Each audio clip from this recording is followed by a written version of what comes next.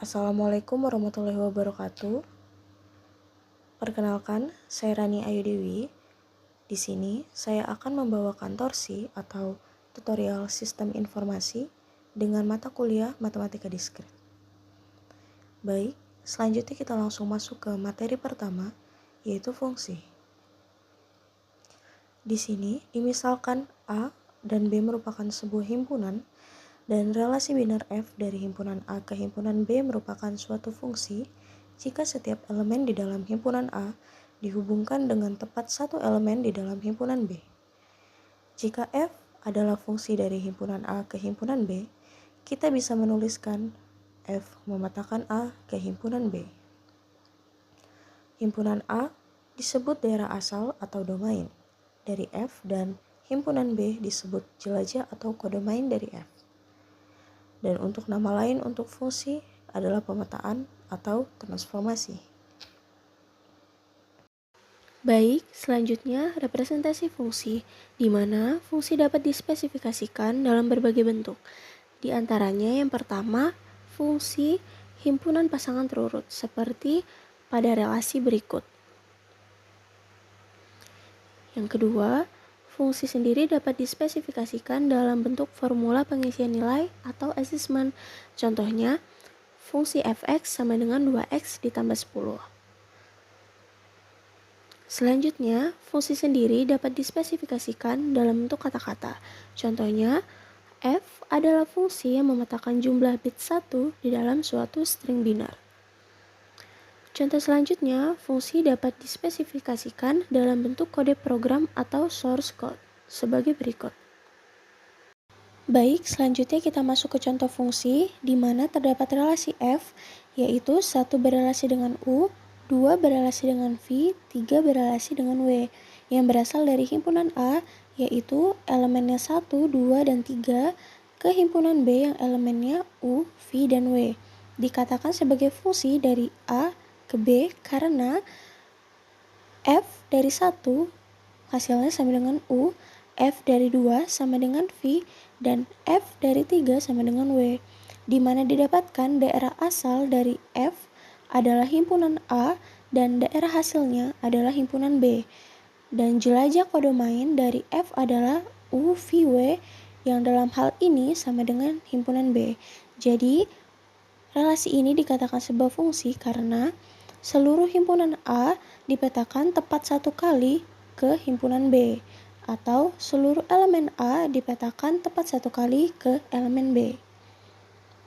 Baik, selanjutnya kita masuk ke contoh bukan fungsi, di mana terdapat relasi F, yaitu 1 berrelasi dengan U, 2 berrelasi dengan V, 3 berrelasi dengan W, yang berasal dari himpunan A yang elemennya 1, 2, 3, 4, ke himpunan B yang elemennya U, V, W, dan dikatakan bukan fungsi.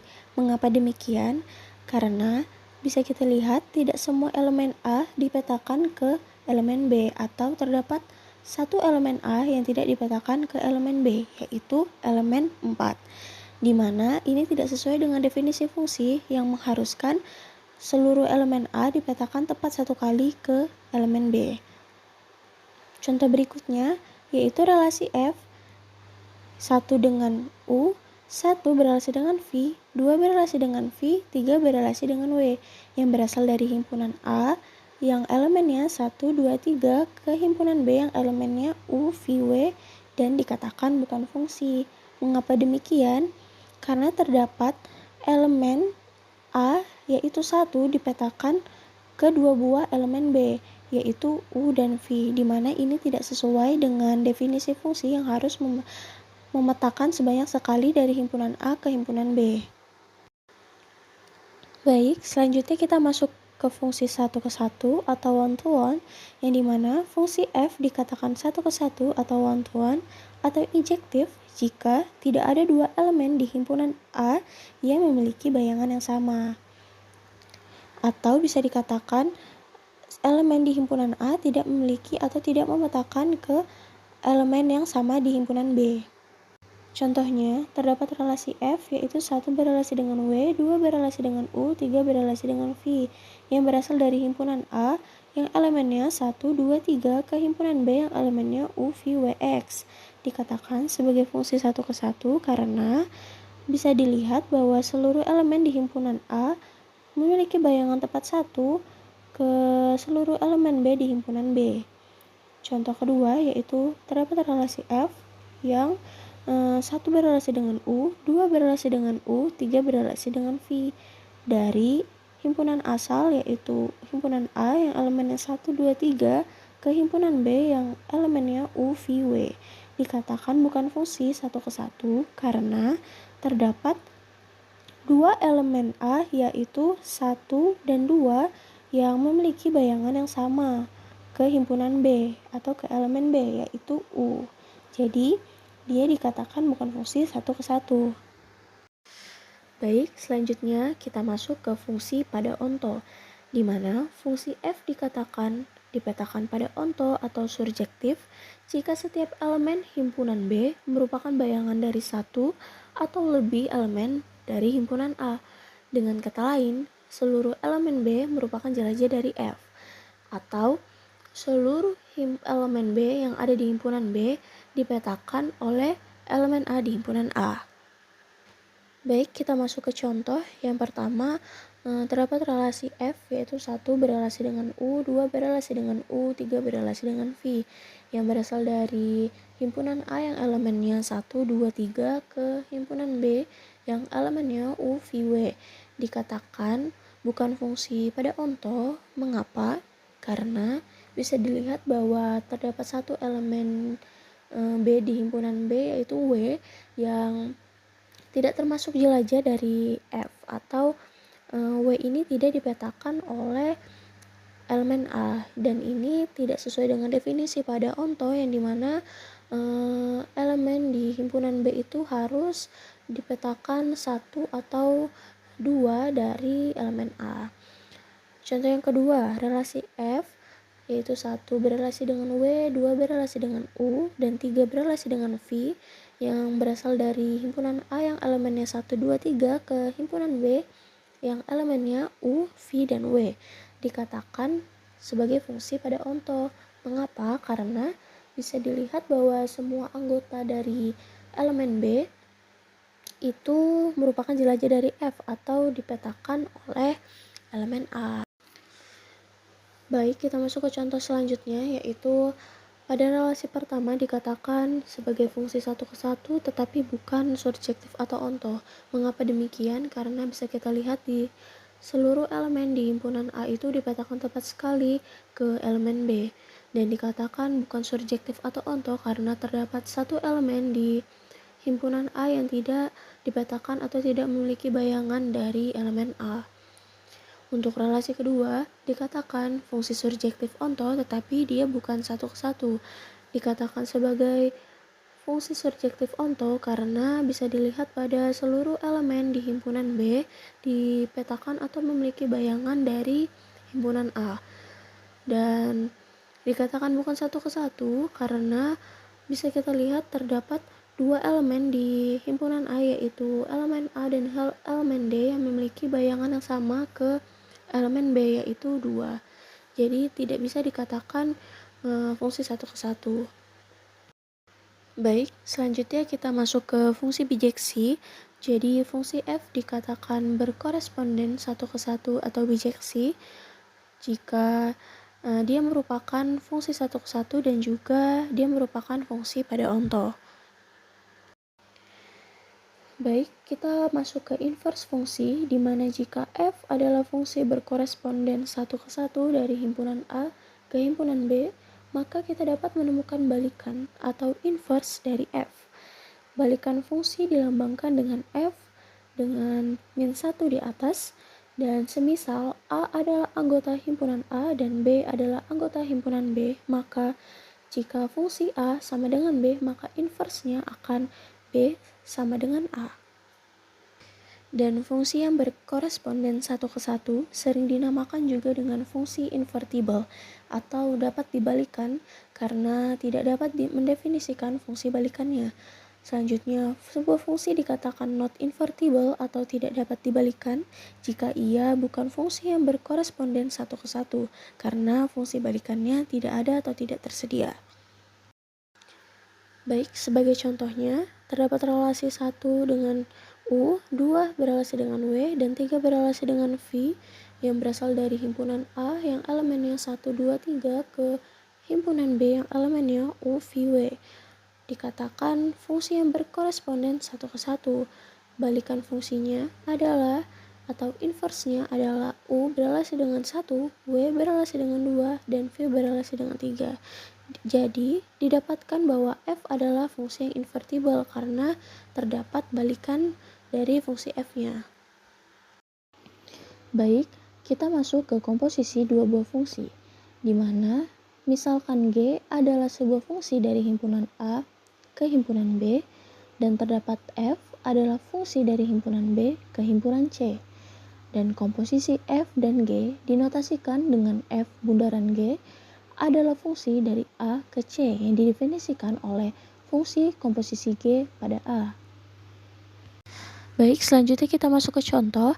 Diberikan sebuah fungsi G yang berelasi 1 berelasi dengan U, 2 berelasi dengan U, dan 3 berelasi dengan V yang memetakan dari himpunan A yang elemennya 1, 2, dan 3 ke himpunan B yang elemennya U, V, dan W.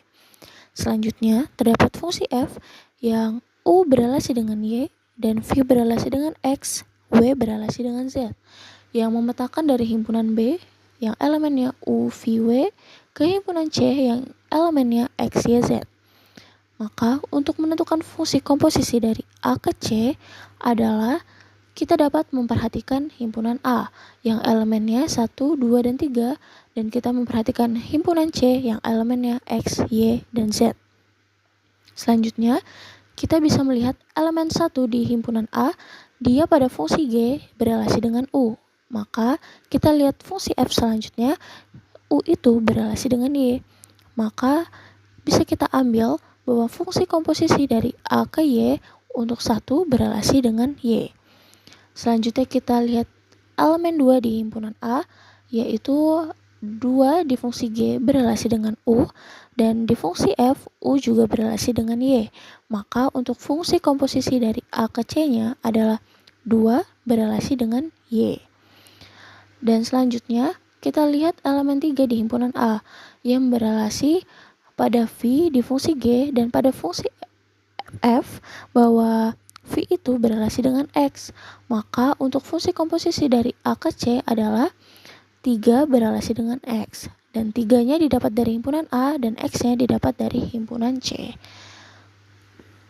Baik, selanjutnya kita masuk ke beberapa fungsi khusus. Yang pertama, terdapat fungsi floor dan ceiling, di mana semisal X adalah bilangan real, berarti X berada di antara dua bilangan bulat.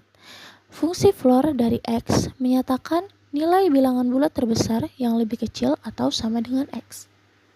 Fungsi ceiling dari X menyatakan bilangan bulat terkecil yang lebih besar atau sama dengan X. Selanjutnya, kita masuk ke contoh. Terdapat beberapa contoh fungsi floor dan ceiling.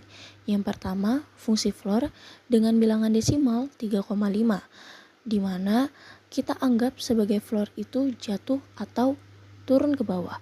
Maka, kita akan membulatkan bilangan tersebut ke bawah, yang berarti ke angka 3, di mana sesuai dengan prinsip floor yaitu bilangan bulat terbesar yang lebih kecil atau sama dengan angka tersebut. Selanjutnya, kita masuk ke fungsi ceiling. Contohnya itu terdapat bilangan desimal 4,8, di mana untuk fungsi ceiling kita bisa menganggapnya sebagai ke arah atas atau ke arah langit. Jadi, kita akan membulatkan bilangan tersebut ke arah atasnya, yaitu hasilnya 5. Maka, sesuai dengan prinsip dari ceiling, yaitu bilangan bulat terkecil yang lebih besar atau sama dengan angka tersebut.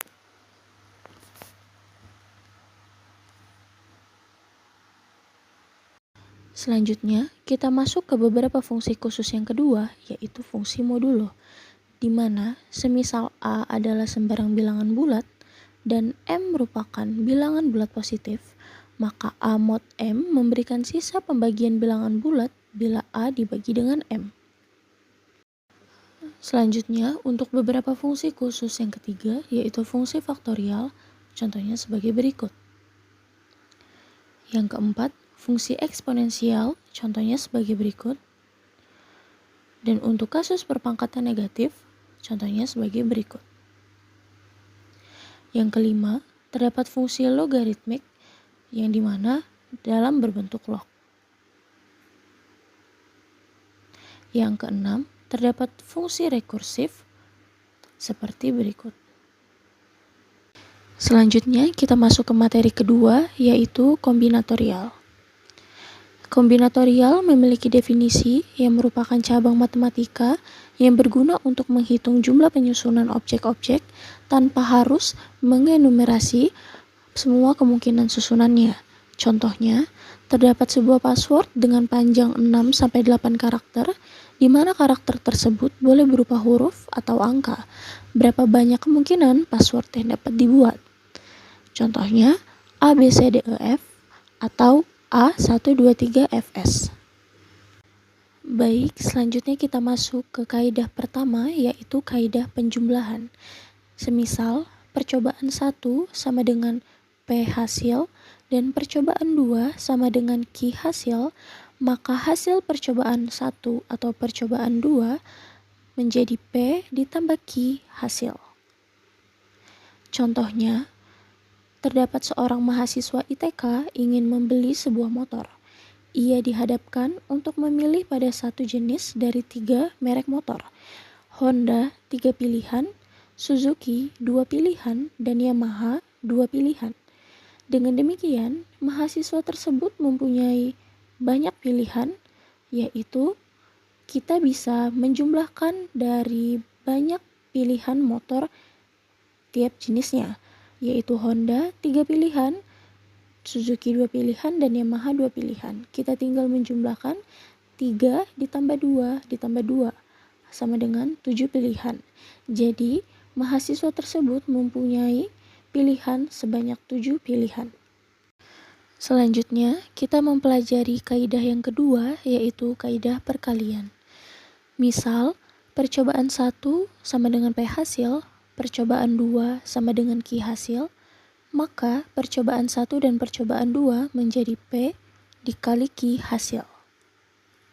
Selanjutnya, kita masuk ke contoh soal di mana terdapat dosen dengan kode ADL yang mengajar mahasiswa kelas Mat 0901, Mat 0902, dan juga Mat 0903. Misalkan, jumlah mahasiswa Mat 01 adalah 25 orang, dan jumlah mahasiswa Mat 02 adalah 27 orang, dan jumlah mahasiswa Mat 03 adalah 20 orang. Jika ADL ingin memilih 3 mahasiswa, di mana setiap kelas dipilih masing-masing sebanyak 1 orang, maka banyaknya susunan yang dapat dipilih oleh ADL adalah, untuk kita bisa menentukan banyaknya susunan dari 3 murid tersebut, kita bisa mengalihkan jumlah seluruh murid pada setiap kelas, di mana pada jumlah kelas pertama, yaitu Mat 1, adalah 25 orang, kita kalikan dengan jumlah Mat 2 adalah 27 orang, dan kita kalikan lagi dengan jumlah Mat 3, yaitu 20 orang. Penyelesaiannya 25 dikali 27 dikali 20 sama dengan 13.500, di mana ini merupakan cara dalam memilih susunan 3 murid tersebut. Selanjutnya, kita masuk ke perluasan kaidah dasar menghitung, di mana semisal ada N percobaan yang masing-masing dengan PI hasil. Yang pertama, terdapat kaidah perkalian sebagai berikut. Dan yang kedua, kaidah penjumlahan sebagai berikut. Baik, selanjutnya kita masuk ke contoh, di mana terdapat berapa banyak string biner yang dapat dibentuk jika A panjang string 5 bit dan B panjang string 8 bit, sama dengan 1 byte. Perlu diketahui, untuk string biner adalah rangkaian dari angka-angka yang hanya terdiri dari angka 0 dan juga angka 1. Dan di setiap posisi dalam string disebut bit, yang memiliki 2 kemungkinan nilai, yaitu 0 dan juga 1. Untuk jawaban yang pertama atau kasus yang pertama dengan A panjang string 5 bit, untuk string biner sepanjang 5 bit, kita hanya memiliki 2 kemungkinan pada setiap bitnya, yaitu 0 dan 1. Oleh karena itu, kita dapat mengalihkan jumlah kemungkinan untuk setiap bit dengan 2 dikali 2 dikali 2 atau 2 dikali sebanyak 5 kali sama dengan 2 pangkat 5 sama dengan 32. Maka terdapat 32 kemungkinan string biner yang dapat dibentuk dengan panjang 5 bit. Untuk soal yang kedua yaitu B dengan panjang string 8 bit. Dengan cara serupa, setiap bit memiliki dua kemungkinan yaitu angka 0 dan 1. Maka jumlah total stringnya adalah 2 dikali 2 atau 2 dikali 2 sebanyak 8 kali atau sama dengan 2 pangkat 8 dan hasilnya sama dengan 256, di mana ini merupakan kemungkinan string biner yang dapat dibentuk dengan panjang 8 bit. Selanjutnya, kita masuk ke prinsip inklusi dan eksklusi, di mana ketika dua proses dikerjakan dalam waktu yang sama, kita tidak bisa menggunakan prinsip penjumlahan untuk menghitung jumlah cara untuk memilih salah satu dari dua proses tersebut. Untuk menghitung proses tersebut, kita harus mengenal prinsip inklusi, eksklusi. Baik, selanjutnya kita langsung masuk ke contoh soal, di mana setiap byte disusun oleh 8 bit. Berapa banyak jumlah byte yang dimulai dengan 11 atau berakhir dengan 11? Maka untuk penyelesaiannya, perlu diketahui setiap byte adalah string biner yang terdiri dari 8 bit. Untuk mencari jumlah byte dengan dimulai dengan 11 atau berakhir dengan 11, kita bisa menggunakan aturan dalam teori himpunan. Yang pertama A merupakan himpunan byte dengan dimulai dengan 11 dan B merupakan himpunan byte yang diakhiri dengan 11 dan A irisan B merupakan himpunan byte yang dimulai dan diakhiri dengan 11. A gabung B merupakan himpunan byte yang dimulai dengan 11 atau diakhiri dengan 11. Selanjutnya, kita bisa menghitung ukuran himpunannya. Yang pertama, A dimulai dengan 11. Jika byte dimulai dengan 11, maka 2 bit pertama nilainya sudah pasti 1 dikali 1. Dan dari 8 bit kita hanya memiliki sisa 6 bit, di mana pada setiap bit itu nilainya berupa 0 atau 1. Maka kita hanya memiliki dua kemungkinan yaitu 0 atau 1. Maka untuk penyelesaiannya, 1 dikali 1 dikali 2 sebanyak 6 kali. Mengapa sebanyak 6 kali? Karena kita hanya memiliki 6 bit yang tersisa. Maka untuk hasilnya yaitu 64 byte dalam himpunan A. Untuk yang kedua yaitu B diakhiri dengan 11. Jika byte diakhiri dengan 11, maka 2 bit terakhir nilainya sudah tetap yaitu 1 dikali 1. Dan tersisa 6 bit di depannya. Maka untuk itu kita memiliki dua kemungkinan yang sama seperti yang pertama tadi. Untuk penyelesaiannya yaitu 2 dikali sebanyak 6 kali. Mengapa 6 kali? Karena tersisa 6 bit dan diakhiri dikali 1 dikali 1 dan hasilnya 64 byte dalam himpunan B. Untuk yang C, ukuran A irisan B dimulai dan diakhiri dengan 11, di mana jika byte dimulai dengan 11 dan diakhiri dengan 11, maka formatnya sudah jelas, di awal 1 dikali 1 dan di akhir juga 1 dikali 1. Dari 8 bit yang ada hanya tersisa 4 bit, yang dimana di bagian tengah, dan pada setiap bit memiliki dua kemungkinan yaitu 0 atau 1, maka untuk penyelesaiannya 1 dikali 1 dikali 2 sebanyak 4 kali. Mengapa 4 kali? Karena hanya tersisa 4 bit. Dan terakhir dikali 1 dikali 1. Maka hasilnya sama dengan 16 byte dalam himpunan A irisan B. Selanjutnya, untuk A gabung B, yaitu jumlah byte yang dimulai dengan 11 atau diakhiri dengan 11. Kita bisa menggunakan rumus himpunan A digabung B sama dengan himpunan A ditambah himpunan B dikurang himpunan A irisan B. Untuk itu kita tinggal memasukkan nilainya, di mana himpunan A sama dengan 64, himpunan B sama dengan 64, dan himpunan A irisan B sama dengan 16. Berarti 64 ditambah 64 dikurang 16 sama dengan 112. Jadi, untuk jumlah bait yang dimulai dengan 11 atau berakhir dengan 11 adalah 112 bait. Baik, selanjutnya kita masuk ke permutasi. Permutasi adalah jumlah urutan berbeda dari pengaturan objek-objek, dan permutasi merupakan susunan yang mungkin dibuat dengan memperhatikan urutan, di mana simbolnya sebagai berikut. Dan untuk rumusnya, permutasi adalah n faktorial per dalam kurung n dikurang r faktorial. Selanjutnya, kita masuk ke contoh yang kedua, di mana terdapat 6 buah bola yang berbeda warnanya dan terdapat 3 buah kotak. Untuk masing-masing kotak hanya boleh diisi oleh 1 buah bola. Dan berapa jumlah urutan yang berbeda yang mungkin dibuat dari penempatan bola ke dalam kotak-kotak tersebut? Untuk bola sebagai berikut, dan untuk kotak sebagai berikut. Untuk cara penyelesaiannya, kita dapat menggunakan 2 cara. Untuk cara pertama, kotak 1 dapat diisi oleh salah satu dari 6 bola, atau ada 6 pilihan. Kotak 2 dapat diisi oleh salah satu dari 5 bola, atau ada 5 pilihan. Kotak 3 dapat diisi oleh salah satu dari 4 bola, atau ada 4 pilihan.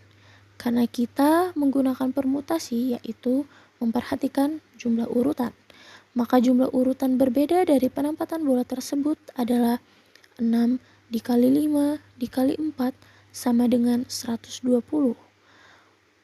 Untuk menggunakan cara kedua, yaitu cara permutasi, maka kita bisa menggunakan permutasi 6 dengan 3, di mana 6 sendiri sebagai n dan 6 didapatkan dari jumlah bola, dan r-nya yaitu 3 didapatkan dari jumlah kotak. Maka untuk penyelesaiannya 6 faktorial per 6 dalam kurung 6 dikurang 3 faktorial sama dengan 6 faktorial per 3 faktorial. Maka hasil yang didapatkan sebesar 120 cara atau 120 jumlah urutan berbeda dari penempatan bola. Baik, selanjutnya permutasi dengan pengulangan, di mana banyaknya permutasi dari n objek dari n1 yang sama, n2 yang sama, hingga seterusnya yang sama adalah sebagai berikut. Langsung kita masuk ke contohnya. Tentukan banyaknya kata yang dapat dibentuk dari kata diskrit. Untuk penyelesaiannya, n sama dengan 7 didapatkan dari banyaknya huruf dari kata diskrit. Untuk n1 sama dengan 2 didapatkan dari banyaknya huruf i yang ada di kata diskrit, yaitu jumlahnya 2. Maka banyaknya kata yang dapat dibentuk dari kata diskrit sama dengan n faktorial per n1 faktorial, atau sama dengan 7 faktorial per 2 faktorial, dan hasil yang didapatkan sebanyak 2520 kata. Baik, untuk selanjutnya kita masuk ke kombinasi, di mana bentuk khusus dari permutasi merupakan kombinasi. Jika pada permutasi urutan kemunculan diperhitungkan, maka pada kombinasi urutan kemunculan diabaikan, atau kombinasi tidak memperhatikan urutan. Untuk simbolnya sebagai berikut, dan untuk rumusnya adalah n faktorial per r faktorial dikali dalam kurung n dikurang r faktorial. Baik, selanjutnya kita masuk ke latihan soal, di mana terdapat suatu pertemuan yang dihadiri oleh 15 orang undangan. Jika mereka saling berjabat tangan, banyak jabat tangan yang terjadi dalam pertemuan itu adalah. Untuk soal ini, kita dapat menyelesaikannya menggunakan rumus kombinasi, di mana rumusnya n faktorial per r faktorial dalam kurung n dikurang r tutup kurung faktorial. Di mana n-nya dapat kita ganti 15 orang dan r-nya adalah 2 orang yang saling berjabat tangan. Maka untuk penyelesaiannya, kombinasi 15 dengan 2 sama dengan 15 faktorial per 2 faktorial dalam kurung 15 dikurang 2 sama dengan 13 faktorial. Dan hasil yang didapatkan yaitu 105, di mana itu merupakan jumlah jabat tangan yang terjadi dalam pertemuan tersebut adalah 105 jabat tangan. Selanjutnya kita masuk ke materi koefisien binomial.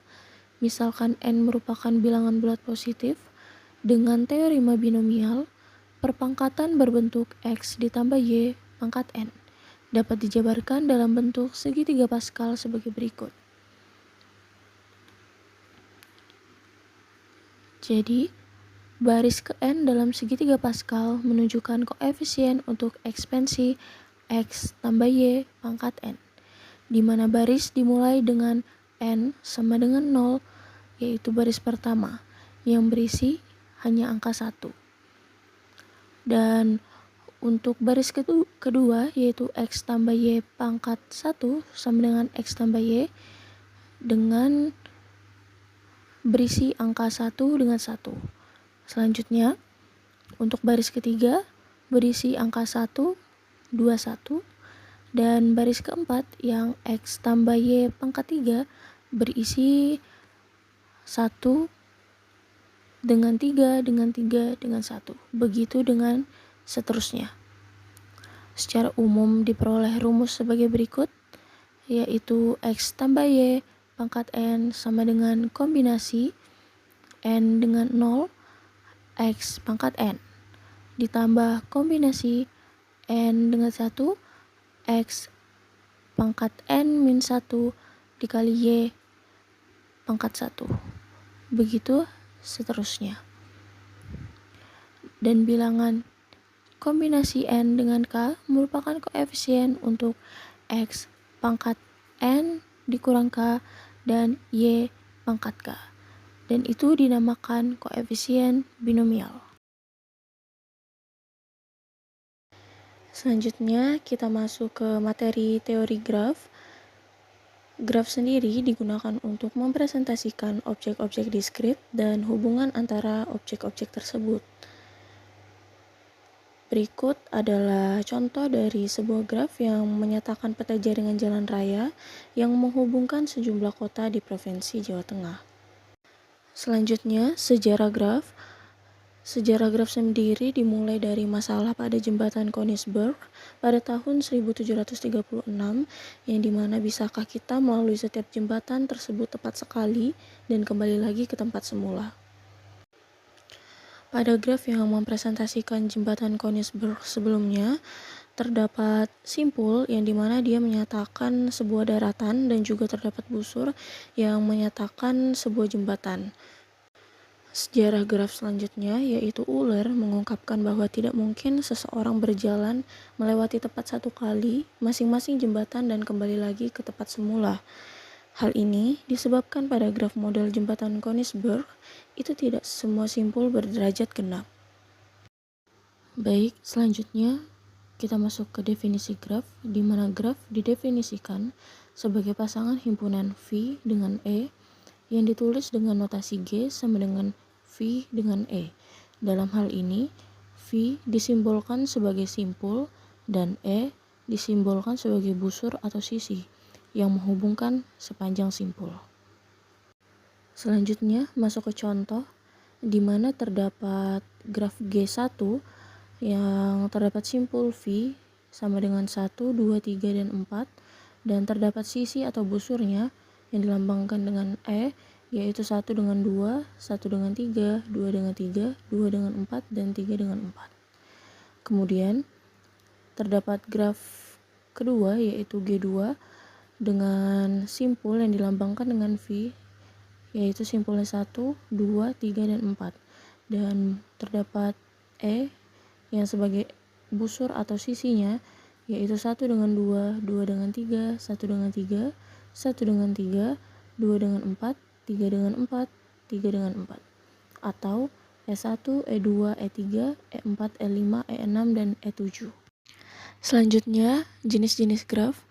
Berdasarkan ada tidaknya gelang atau sisi ganda pada suatu graf, maka graf tersebut dapat digolongkan menjadi dua jenis. Yang pertama, graf sederhana, yaitu graf yang tidak mengandung gelang maupun sisi ganda. Contohnya pada graf G1. Yang kedua, graf tak sederhana, yang dimana graf yang mengandung sisi ganda atau gelang dinamakan graf tak sederhana. Contohnya seperti graf G2 dan G3.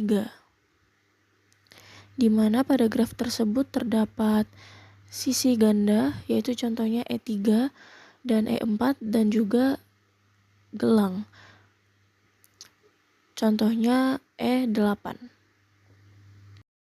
Jenis-jenis graf selanjutnya yaitu berdasarkan orientasi arah pada sisi. Maka secara umum graf tersebut dibedakan atas dua jenis. Yang pertama, graf tak berarah, di mana graf yang sisinya tidak mempunyai orientasi arah disebut graf tak berarah. Di mana contohnya itu seperti G1, G2, dan G3 yang pada sisinya tidak ada tanda panah menuju simpulnya atau orientasi arahnya. Yang kedua, graf berarah, yang dimana graf yang setiap sisinya diberikan orientasi arah disebut sebagai graf berarah yang tidak memiliki sisi ganda. Contohnya seperti graf berarah yang pertama dan graf ganda berarah yang kedua, di mana terdapat tanda panah yang menuju ke simpul. Selanjutnya, terminologi graf. Yang pertama, ketetanggaan, di mana dua buah simpul dikatakan bertetangga bila keduanya terhubung secara langsung. Contohnya, pada graf G1, simpul 1 bertetangga dengan simpul 2 dan juga 3, namun simpul 1 tidak bertetangga dengan simpul 4. Baik, untuk terminologi graf selanjutnya, yang kedua itu bersisian, di mana untuk sembarang sisi, contohnya sisi E, dia bersisian dengan simpul VJ atau bersisian dengan simpul VK. Contohnya pada graf G1,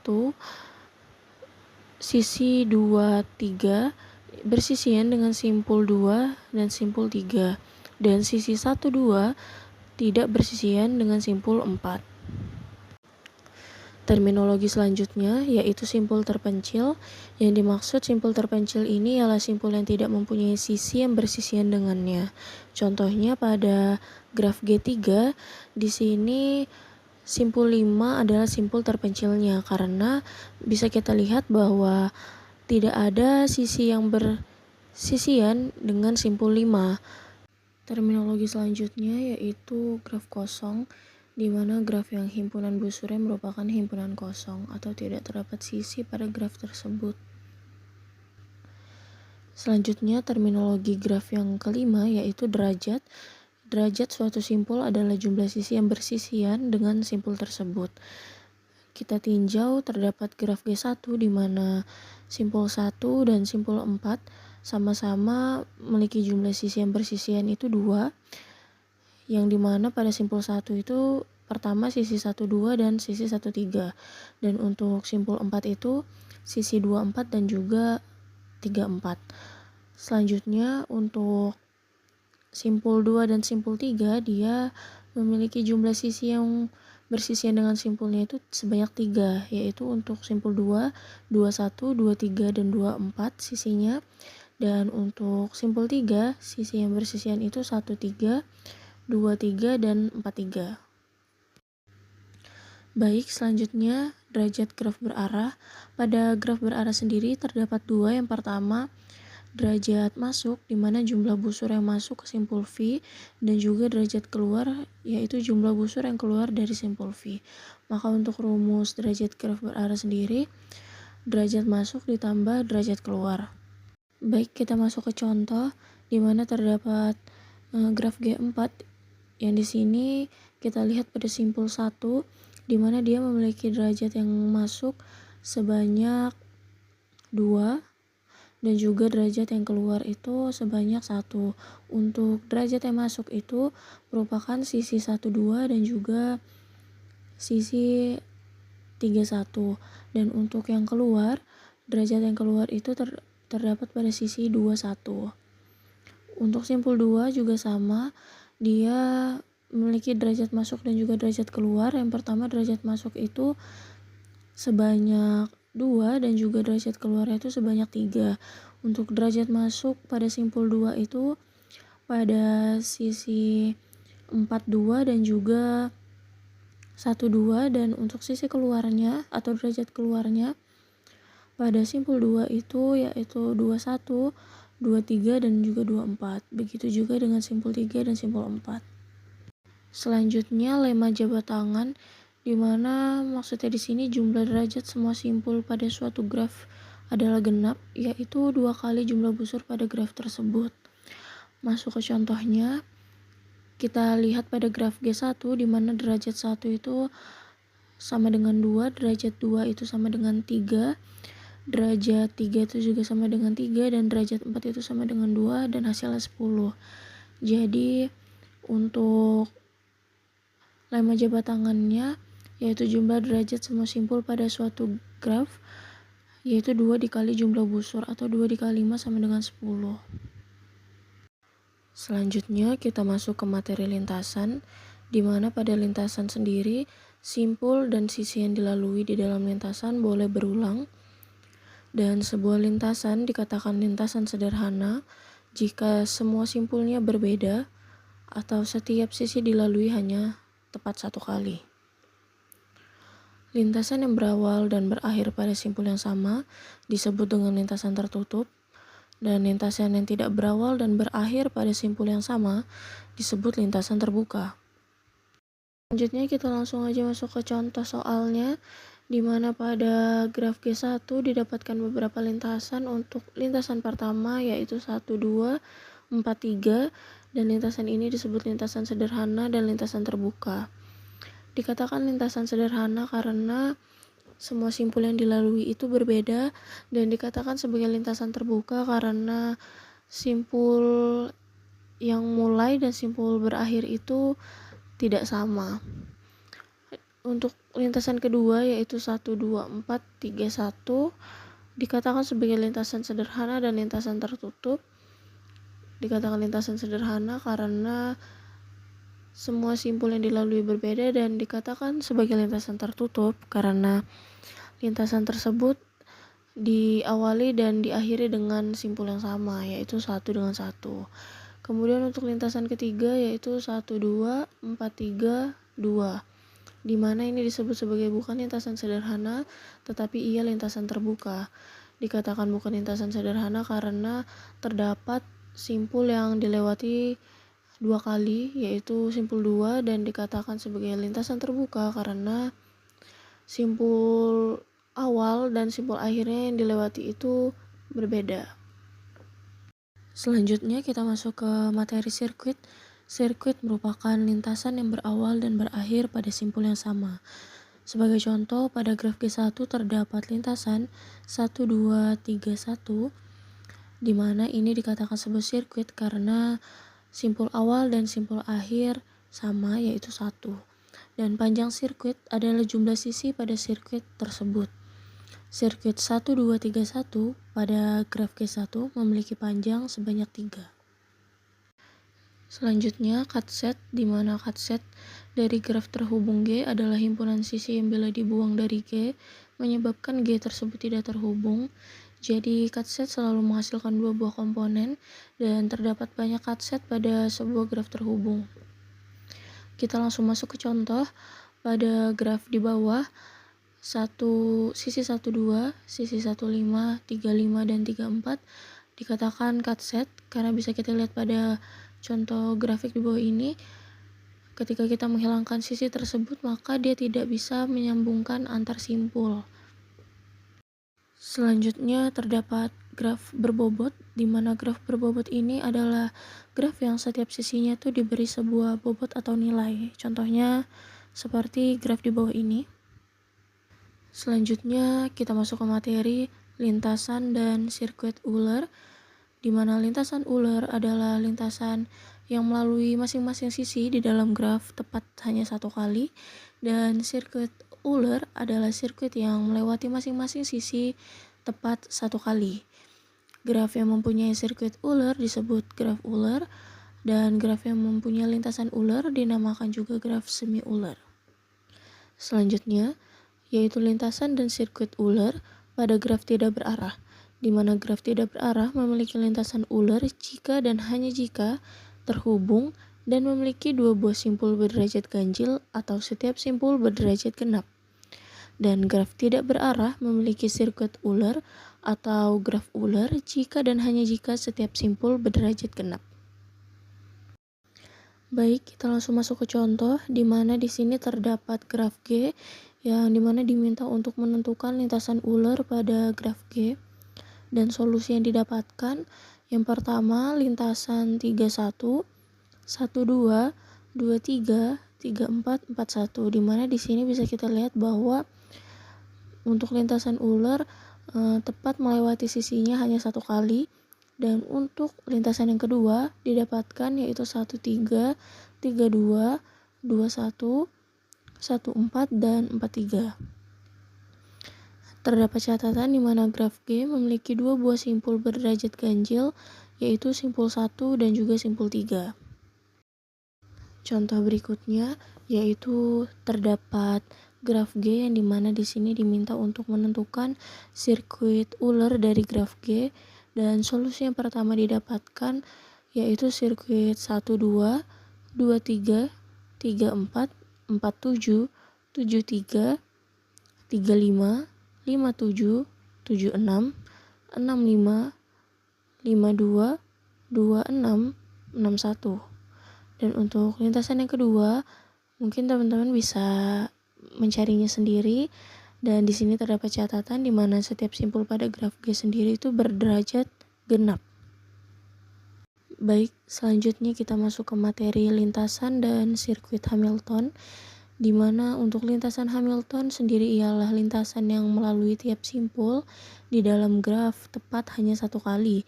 Dan untuk sirkuit Hamilton ialah sirkuit yang melalui tiap simpul di dalam graf tepat satu kali, kecuali simpul asal sekaligus simpul akhirnya yang dilalui dua kali. Dan graf yang memiliki sirkuit Hamilton dinamakan graf Hamilton, serta graf yang hanya memiliki lintasan Hamilton disebut graf semi Hamilton. Baik, selanjutnya kita langsung masuk ke contoh, di mana di sini terdapat 3 graf, yaitu graf A, graf B, dan graf C, di mana untuk graf A sendiri yaitu graf yang memiliki lintasan Hamilton, yang dimana lintasannya yaitu 32, 21, dan 14, di mana ini sesuai dengan definisi dari lintasan Hamilton bahwa ia melewati tiap simpul itu tepat hanya satu kali. Dan untuk graf B yaitu di mana graf yang memiliki sirkuit Hamilton. Sirkuitnya adalah 12, 23, 34, dan 41. Di mana ini sesuai dengan pengertian dari sirkuit Hamilton sendiri, di mana melalui tiap simpul di dalam graf hanya tepat satu kali, kecuali simpul asal dan juga simpul akhirnya. Dan untuk graf C sendiri, ini merupakan graf yang tidak memiliki lintasan maupun sirkuit dari Hamilton. Selanjutnya kita masuk ke materi 9, yaitu pohon dan aplikasi graf, di mana pewarnaan graf sendiri adalah sebuah pemetaan warna-warna ke simpul-simpul dari G, dan sedemikian hingga simpul relasinya juga mempunyai warna-warna yang berbeda. Bilangan kromatik dari G adalah jumlah warna minimum yang diperlukan untuk mewarnai graf G. Selanjutnya kita masuk ke algoritma Wells-Powell, di mana ini merupakan sebuah cara efisien untuk mewarnai sebuah graf G. Dan langkah-langkah algoritma Wells-Powell sendiri, yang pertama, urutkan simpul-simpul G dalam derajat yang menurun. Urutan ini mungkin tidak unik karena beberapa simpul yang mempunyai derajat akan sama. Yang kedua, gunakan satu warna untuk mewarnai simpul pertama, yaitu yang mempunyai derajat tertinggi, dan untuk simpul-simpul lain dalam urutan yang berurut yang tidak bertetangga dengan simpul pertama. Yang ketiga, mulai lagi dengan daftar paling tinggi dan diulangi proses pewarnaan simpul yang tidak berwarna sebelumnya dengan menggunakan warna kedua, dan terus ulangi dengan penambahan warna sampai semua simpul telah diwarnai. Selanjutnya kita langsung aja masuk ke contoh, di mana di sini kita diminta untuk menentukan warna setiap simpul graf berikut dengan menggunakan algoritma Wells-Powell. Untuk solusinya, yang pertama kita menentukan derajat masing-masing tiap simpul. Yang didapatkan yaitu simpul A didapatkan derajat 2 yang dimana dari A ke B dan juga A ke D. Untuk B didapatkan derajat 3 yaitu dari B ke C, B ke A, dan B ke E. Untuk C didapatkan derajat 4, dan untuk D didapatkan derajat 3, E didapatkan derajat 5, F memiliki derajat 3, dan G memiliki derajat 2, dan H juga memiliki derajat 2. Selanjutnya, setelah kita menentukan derajat pada tiap-tiap simpul, kita bisa mengurutkannya dari yang tertinggi hingga yang terendah. Di sini contohnya dari simpul E, yang dimana dia memiliki derajat tertinggi yaitu 5, diikuti dengan simpul C, dan hingga yang terakhir itu yang paling terendah simpul H dengan derajat 2. Selanjutnya, untuk mewarnai tiap simpulnya, kita bisa mewarnai seperti ini. Contohnya pada simpul E dengan derajat paling tinggi yaitu 5 diwarnai dengan warna merah, simpul C dengan derajat 4 diwarnai dengan warna biru, dan simpul B dengan derajat 3 diwarnai dengan warna hijau. Untuk pewarnaannya sendiri bisa seperti ini dengan beberapa warna yang sama, yaitu semisal simpul A, simpul E, dan simpul G ini dengan warna yang sama yaitu merah. Tidak apa asalkan mereka tidak bertetangga atau tidak saling terhubung secara langsung. Semisal pada A dan B ini harus dengan dua warna yang berbeda karena ia terhubung secara langsung atau bertetangga. Dan setelah kita menentukan warna pada setiap simpul atau pada graf ini, kita bisa mendapatkan bilangan kromatiknya, yaitu jumlah warna minimumnya yaitu sebanyak 3. Ini dimana warna merah, biru, dan juga hijau. Baik, kita masuk ke pohon, dimana pohon adalah graf tak berarah yang terhubung dan yang tidak mengandung sirkuit. Di sini terdapat contoh dimana merupakan pohon dan juga bukan pohon. Selanjutnya pohon biner, dimana pohon n array dengan n sama dengan 2, yang pohon yang paling penting karena banyak aplikasinya, dan juga setiap simpul di dalam pohon biner mempunyai paling banyak 2 buah anak, dan dibedakan antara anak tiri dan juga anak kanannya. Dan untuk terapan pohon biner sendiri itu ada pada pohon ekspresi, yang dimana merupakan pohon biner dengan daun, yaitu menyatakan sebagai operand, dan simpul dalam termasuk akar yang menyatakan sebagai operator. Dan untuk pohon ekspresi di sini itu dari A ditambah B dikali C per D ditambah E. Dan untuk penerapan pohon biner selanjutnya yaitu pada pohon keputusan seperti di sini, di mana ini merupakan pohon keputusan untuk mengurutkan 3 buah elemen. Untuk penerapan pohon biner selanjutnya yaitu pada kode awalan.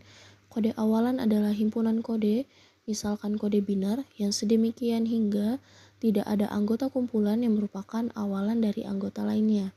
Contohnya 000, 001, 01, 10, 11 merupakan himpunan kode awalan, dan 1, 00, 01, 000, 0001 bukan himpunan kode awalan.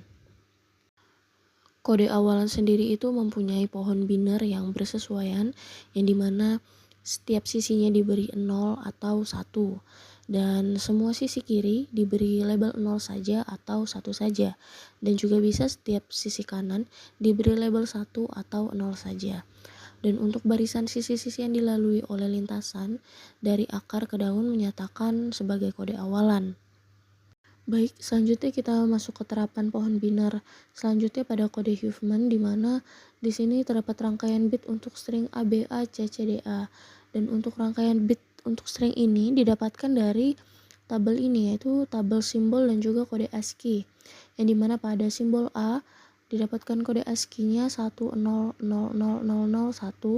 B 10000010, C 10000011, D 10000100, dan didapatkan banyak bit, yaitu sebanyak 56 bit didapat dari 7 karakter, dan juga pada setiap karakter membutuhkan 8 bit. Jadi bisa dihitung 7 dikali 8 sama dengan 56 bit atau 7 byte. Baik, untuk kode Huffman yang kedua diminta untuk menentukan rangkaian bit untuk ABA CCDA, di mana diminta untuk menentukan rangkaian tersebut dari kode Huffman pada tabel ini. Dan di tabel ini terdapat simbol, kekerapan, peluang, dan kode Huffman. Untuk kekerapan ini merupakan banyaknya huruf di rangkaian ABA CCDA. Contohnya seperti huruf B di rangkaian ABA CCDA hanya 1, berarti kekerapannya 1. Untuk peluang ini merupakan banyaknya huruf juga di rangkaian ABA CCDA, di mana contohnya untuk simbol A peluangnya itu 3/7, karena pada simbol A ini terdapat 3 di rangkaian ini, dan 7 ini merupakan banyaknya huruf di rangkaian ABA CCDA. Selanjutnya untuk menentukan rangkaian bitnya kita tinggal menyusun kode Huffman-nya daripada ABA CCDA sehingga didapatkan yaitu 011001 0101 110 dan hanya 13 bit. Selanjutnya pembentukan kode Huffman, di mana kita bisa hitung kekerapan kemunculan setiap simbol dalam teks. Untuk yang kekerapannya lebih tinggi diberi nilai 1, untuk yang kekerapannya sama jika keduanya adalah karakter tunggal. Urutan alfabet A sampai Z yang lebih dulu disebut maka diberi nilai 0 dan lainnya diberi nilai 1. Salah satunya adalah karakter tunggal sedangkan yang lainnya karakter gabungan. Karakter tunggal diberi nilai 0 dan yang lainnya diberi nilai 1. Kedua-duanya karakter gabungan dan jumlah urutan alfabet gabungan yang lebih rendah diberi nilai 0 dan yang lainnya diberi nilai 1.